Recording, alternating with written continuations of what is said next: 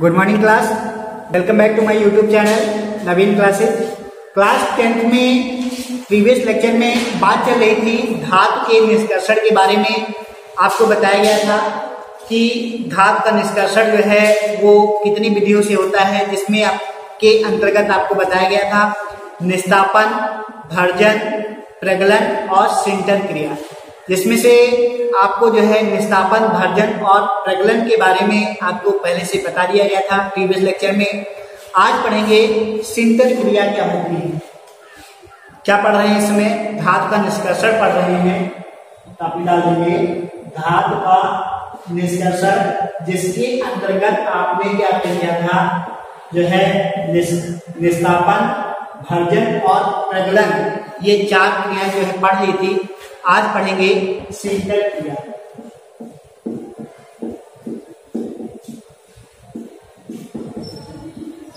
तो इसके अंतर्गत क्या होता है कि ऐश के जो छोटे छोटे टुकड़े होते हैं उनको क्या करते हैं, बड़े टुकड़ों में बदल दिया जाता है।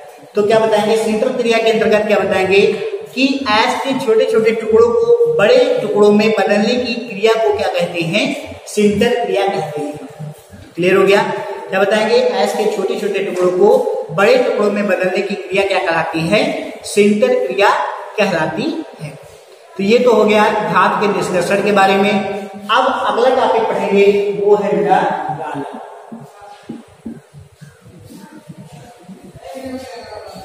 गालक के बारे में क्या बताएंगे कि गालक क्या होते हैं? तो वे पदार्थ जो ऐश में उपस्थित अशुद्धियों के साथ उच्च ताप पर क्रिया करके उन्हें सरलता से अलग कर देते हैं। क्या बताएंगे? वे पदार्थ जो ऐश में उपस्थित अशुद्धियों के साथ में उच्च ताप पर क्रिया करके क्या करते हैं, इन्हें सरलता से अलग कर देते हैं, क्या कहलाते हैं, गालक कहलाते हैं। क्या बताएंगे? वे पदार्थ जो ऐश में उपस्थित अशुद्धियों के साथ जो है उच्च ताप पर क्रिया करके उन्हें सरलता से अलग कर देते हैं, गालक कहलाते हैं। जैसे क्या हो गया, SiO2। क्या हो गया? SiO2 क्या है? एक गालक है। आगे बताएंगे गालक के प्रकार।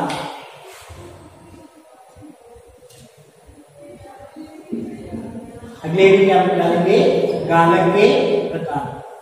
तो गालक के प्रकार में क्या बताएंगे कि गालक जो है दो प्रकार के होते हैं। एक होता है अम्लीय गालक और दूसरा क्या नाम क्या होता है, क्षारीय गालक। अम्लीय गालक और दूसरा गालक क्या नाम होगा, क्षारीय गालक।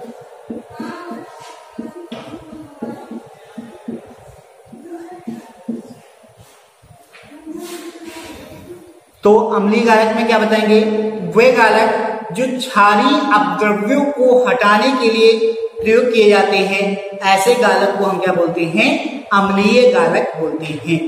क्या बताएंगे? वे गालक जो क्षारीय अपद्रव्यों को हटाने के लिए प्रयोग किए जाते हैं, इस प्रकार के गालक को हम अम्लीय गालक कहते हैं। क्लियर हो गया? क्या कहते हैं? अम्लीय गालक कहते हैं। जैसे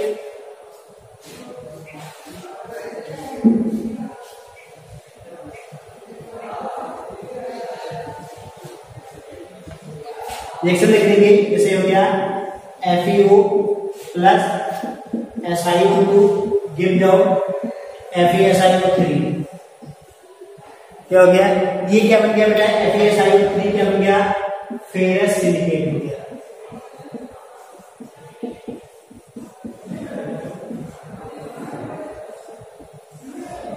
और ये क्या हो गया? ये फेरस ऑक्साइड हो गया। ये क्या है, क्या बेटा? ये है अपद्रव्य, और ये कैसा द्रव्य है, जो है क्षारीय द्रव्य है। और ये जो SiO2 है, ये क्या है? ये गालक है। SI गालक में ये तो बताया था, SiO2 क्या है? गालक है। तो अम्लीय गालक में क्या बताया गया कि वे गालक जो क्षारीय अपद्रव्यों को हटाने के लिए प्रयोग किए जाते हैं, अम्लीय गालक कहलाते हैं। तो ये क्या हो गया? ये गालक हो गया। क्लियर हो गया? तो डिफिनेशन में क्या बताया गया था कि वे गालक, ये गालक है जो क्षारीय अपद्रव्यों को हटाने के लिए प्रयोग किए जाते हैं, क्या कहलाते हैं, अम्लीय गालक कहलाते हैं। तो ये गालक है, ये क्षारीय द्रव्य है, क्लियर है? ये कैसा द्रव्य है? क्षारीय द्रव्य है। तो इसको हटाने के लिए इस गालक का प्रयोग किया गया, तो क्या कहलाएगा? अम्लीय गालक कहलाएगा। क्या कहलाएगा? अम्लीय गालक कहलाएगा। तो क्लियर हो गया। तो क्या बताएंगे कि वह गालक जो क्षारीय द्रव्यों को हटाने के लिए प्रयोग किए जाते हैं उन्हें हम क्या कहते हैं? अम्लीय गालक कहते हैं। ये फेरस ऑक्साइड हो गया, ये SiO2 गालक है। ये इससे क्या करेगा? क्या बनाएगा? फेरस सिलिकेट बनाएगा। तो इससे क्या हुआ? ये क्षारीय गालक अब द्रव्य क्या हुआ? ये गायब हो गया, अलग हो गया, इसीलिए क्या इसका नाम क्या होगा? अम्लीय गालक। अब देखेंगे क्षारीय गालक।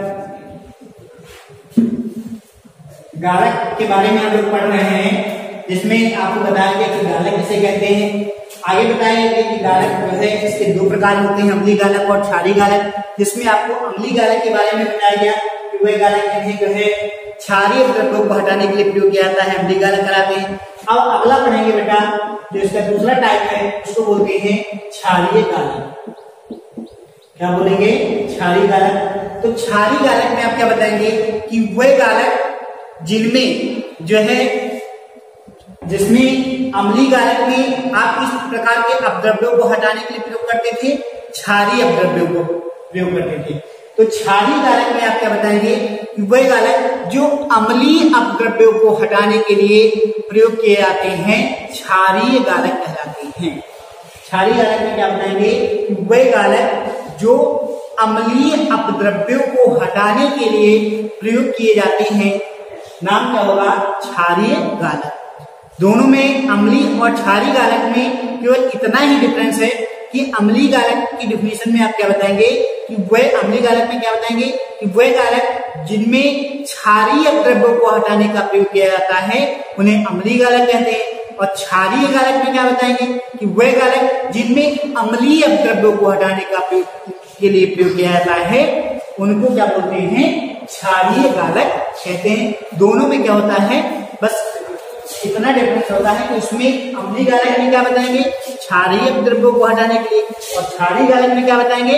अम्लीय द्रव्यों को हटाने के लिए प्रयोग किया जाता है, जिसको क्या बोलते हैं? क्षारीय गालक कहते हैं। अब क्या करेंगे? अब कोई जो है एक अम्लीय गालक लिखेंगे, जो कोई क्या करेंगे? एक अम्लीय अपद्रव्य को जो है क्या करेंगे? गालक के साथ में SiO2 के साथ में क्रिया कराएंगे। तो ये क्या हो गया बेटा? CaCO3। इसका नाम क्या हो गया? Ca कैल्शियम हो गया, CO3 कार्बोनेट हो गया, मिलाकर के क्या हो गया? कैल्शियम कार्बोनेट हो गया। ये क्या है बेटा? ये है अम्लीय अपद्रव्य। ये क्या है? अम्लीय अपद्रव्य हो गया। और इसकी क्रिया किससे कराएंगे? SiO2। ये क्या है बेटा? गालक है। क्लियर हो गया? क्या बताया गया? ये क्या हो गया? ये गालक हो गया SiO2। और CaCO3 जो कैल्शियम कार्बोनेट है, ये क्या है? अपद्रव्य है। तो बनेगा क्या? CaSiO3 और साथ में क्या बनेगा?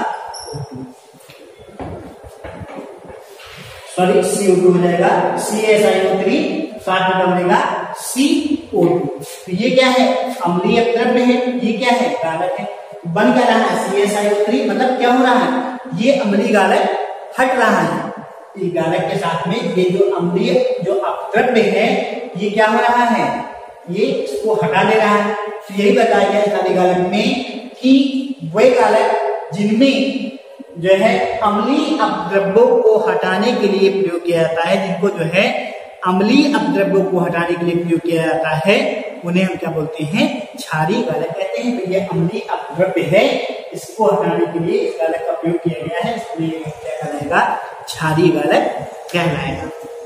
अब इसके बाद में नेक्स्ट टॉपिक बढ़ते हैं। तो बात हो गई गालक के बारे में और गालक के प्रकार के बारे में, जिसमें आपको बताया गया अम्लीय और क्षारीय गालक के बारे में। अब आगे नेक्स्ट टॉपिक पढ़ेंगे, वो है जो है संक्षारण। अगला टॉपिक क्या है? संक्षारण।